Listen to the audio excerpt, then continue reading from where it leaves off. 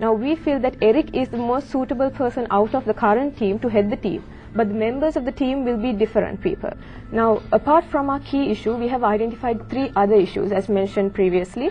These 3 issues we see are within the organization and are directly linked to the team not performing.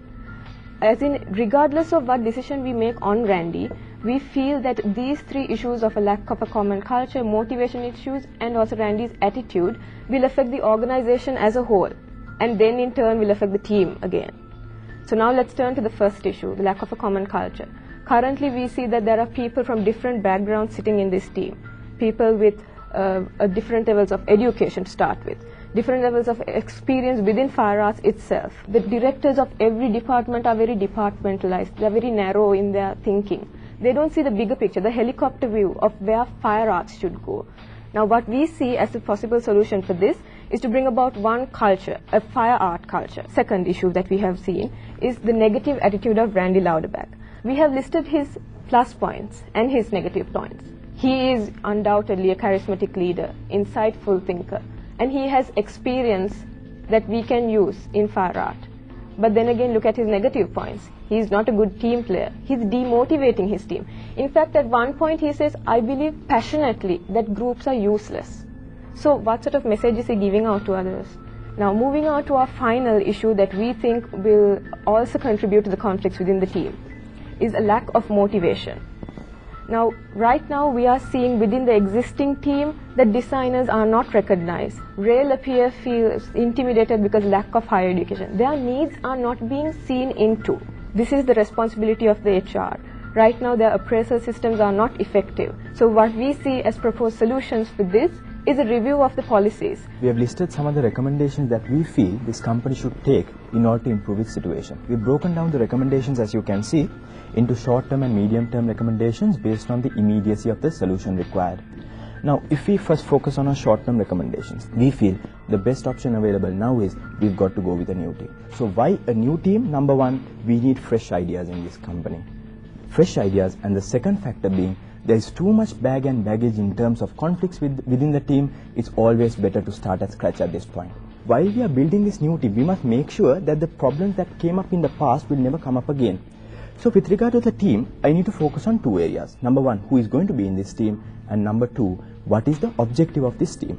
If you look at the older team, everyone was of the same status, everyone were directors. That was actually one of the problems. Everyone was directors, everyone was egoistic, very individualistic, therefore no one was ready to step down and say, alright, you're right, I accept that fact. We must build a team that has a strong leader, leader-driven team. Therefore we feel the new team should be led by the director of strategy, but all the team members should be at a lower hierarchical level compared to him. So they would be chosen by the existing directors, but when the existing directors choose the members to the team, they must make sure that each team member is a team player and a dynamic person.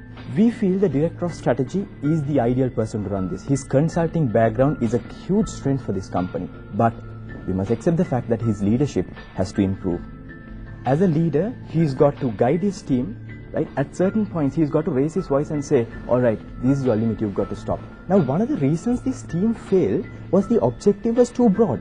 You tell a team, your objective is to do a strategic repositioning. You don't tell them within what limits, so nobody knows what's the real objective. Everybody's shooting everywhere. The CEO has got to sit down and he's got to figure out, all right, these are the limits under which we want solution.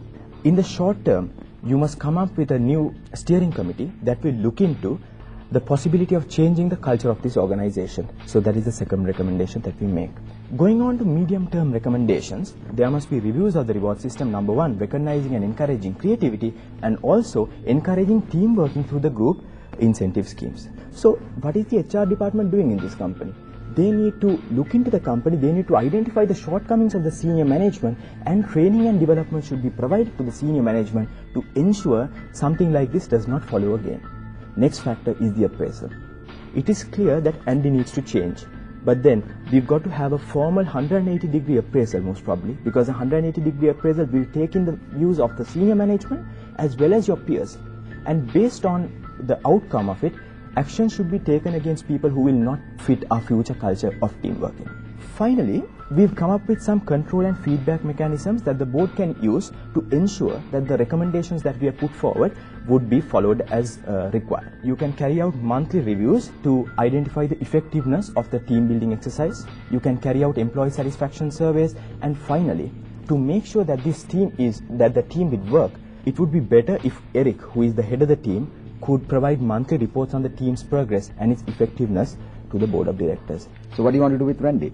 We're going to keep him in the organization, but not in the team. So what is he going to do? He is a director of the company, so until this point, he has performed. There is no doubt about his performance. It's just in the team he did not perform. So we are going to keep him in the company. He's a huge strength for us. His background, his capability, he's a charismatic leader. I'm sure he has followers somewhere in the organization. He's got to be in, but not in the team. So he's going to be the director of marketing, his current position. How is he going to react? That is why we are getting rid of everyone and then coming up with a fresh set of people, fresh set of faces who will bring in better and new ideas. Fresh set of people and faces does not mean the best of minds. Now you have a problem, you want a strategic realignment. That you can't just put people because we want new faces. How are you going to get the same level of knowledge in another team? The thing is, we want the existing directors to appoint the new people into the team from each of their functions. Thereby, we are not restricting only their ideas coming in. We want the existing directors' ideas also to flow in through the people they appoint into the committee. So why should Randy accept some junior people's document? The fact is, when the it's a formula for disaster. Yeah, the fact is the team would come up with a solution which would be put to the board, and then the board would decide. So Randy obviously would have to go with the majority decision at that point. No, there's a big difference between a strategic realignment and just a technical process realignment. Would you agree that the task at hand is an important, high-profile task, strategic realignment? So then will a low-profile team deliver it? A director might not involve himself with the day-to-day running of the organization. He might not know what is actually happening. To some extent, actually a lower level person might deliver more than what a director could deliver. But we are keeping the option open. If a director wants to put in something, if he wants to put a thought into the group, he can always go to that person.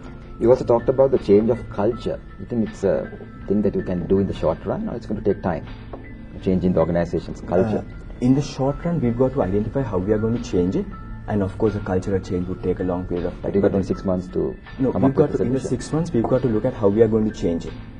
Because now, as you said, if the environment is changing, we can't be lazy. We can't take years and years and years and say, all right, now we've changed and we are finished.